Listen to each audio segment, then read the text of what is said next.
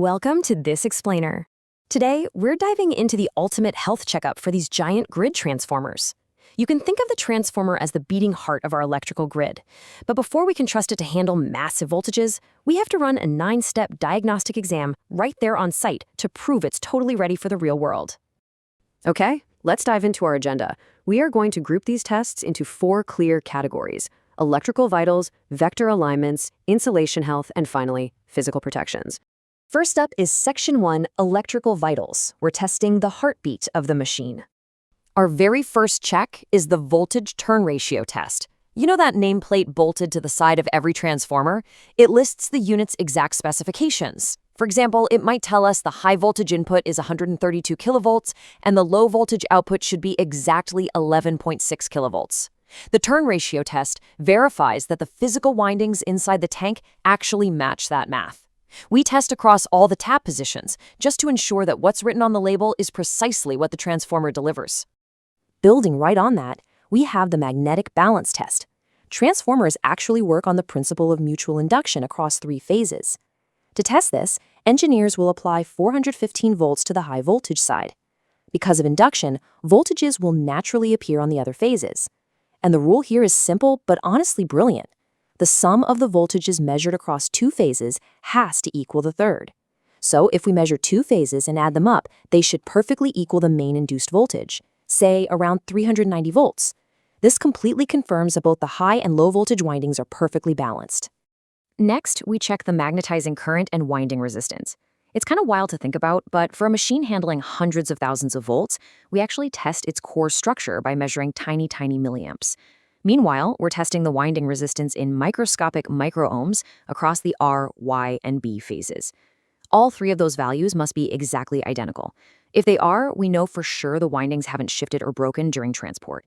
Moving right along to Section 2, Vector Alignments. This is all about reading the clock face.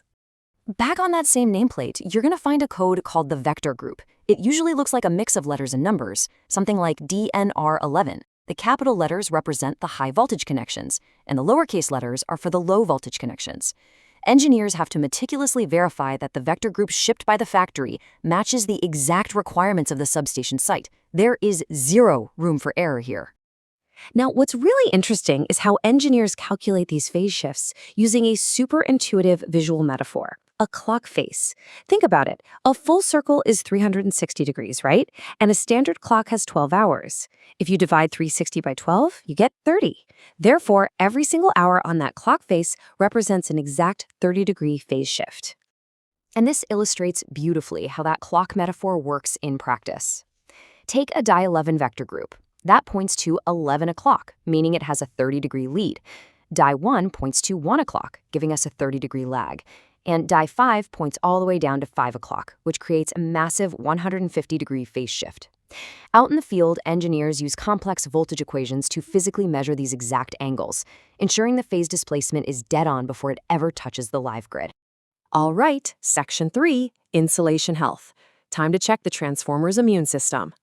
The absolute key metric here is called the polarization index, or PI. To get this number, engineers basically hit the transformer with a massive blast of DC voltage. We're talking something like 5,000 volts for a 66 kilovolt system. They measure the insulation resistance to the earth at 60 seconds, and then they measure it again at 600 seconds. The polarization index is simply that 600-second value divided by the 60-second value. So what are we actually looking for? Well, we want a number greater than 2.0.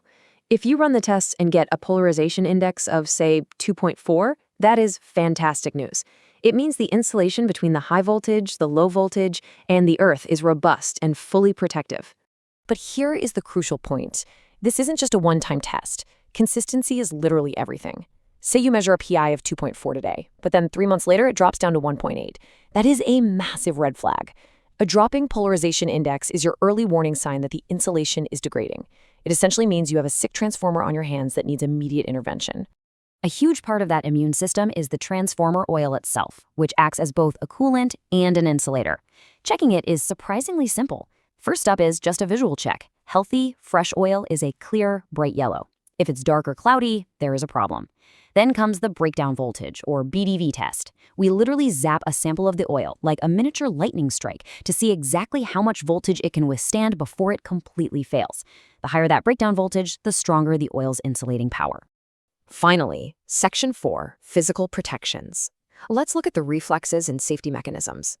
The most famous of these fail-safes is the Buchholz relay, which sits right on top of the transformer. To test it, site engineers physically inject air straight into the relay. Inside, there are these highly delicate floats and mercury switches. The injected air forces those floats to move, which perfectly simulates the dangerous gas buildup that happens during an internal electrical fault. When those floats move, we just verify that the alarm and trip contacts successfully trigger. Now, heat is the ultimate enemy of a transformer. Because of that, they are equipped with two totally distinct temperature indicators, one dedicated to the oil and another just for the internal windings. They operate completely independently of each other. This lets us catch any localized overheating super early, triggering alarms long before a total meltdown can occur. But how do we know the temperature gauge isn't just a dummy dial? By doing a manual trip test. A technician literally opens up the gauge, grabs the needle, and physically pushes it up to the emergency trip threshold. The exact moment that needle hits the red line, we are listening for the massive, satisfying clunk of the circuit breaker physically disconnecting. It is a foolproof, hands-on test of an electrical safety net. And there you have it. Once those floats are tested, the needles are pushed, the oil is zapped, the vectors are aligned, and the electrical vitals are confirmed, this multi-ton giant is finally ready to join the grid. But it does leave us with a pretty important question to ponder. If this much effort and precision goes into day one, just how intense is the maintenance required over the next 30 years to keep our cities powered? It's a striking reminder of the incredible, often hidden engineering that keeps our lights on every single day. Thanks for joining me on this explainer, and keep learning.